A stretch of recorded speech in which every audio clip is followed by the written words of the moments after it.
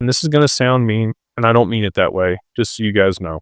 Unfortunately, most people that do have large amounts of XRP are going to end up like lottery winners. It's an inevitability. I can come on here every single night if I wanted to and talk about how to, wealth management and wealth preservation and family office and all the things we do with our clients. But inevitably, there are going to be at least 50% of those people, 25,000 people that come into 20, 30, $50 million, $100 million that will be broke in 3 years.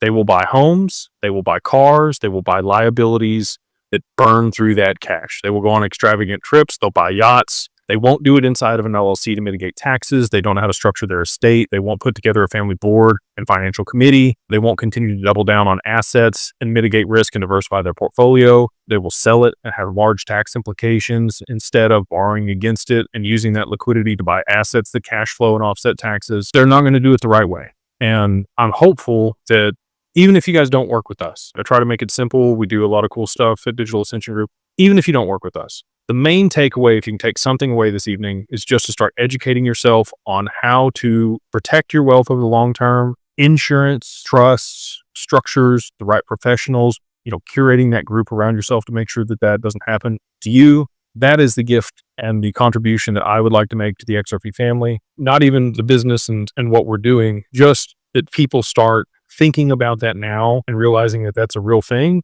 and trying to mitigate that risk for them and their family so that they do have this wealth over the long term and they don't burn through it. I can say this, most people that I meet with are not gluttonous, they're not egotistical, and they probably don't want moon boy Lambos and stuff. But I think it's pretty easy to mess it up. And that's why family offices pay 1% to 2% at $100 million a year so that they have staff that handles all this stuff for them. Because a 5% mistake when you have $100 million is $5 million. And it only takes a couple of those before you don't have any money anymore. So again, not to fearmonger. I want to empower people, but I want people to start taking these steps now and making sure they're surrounding themselves with the right people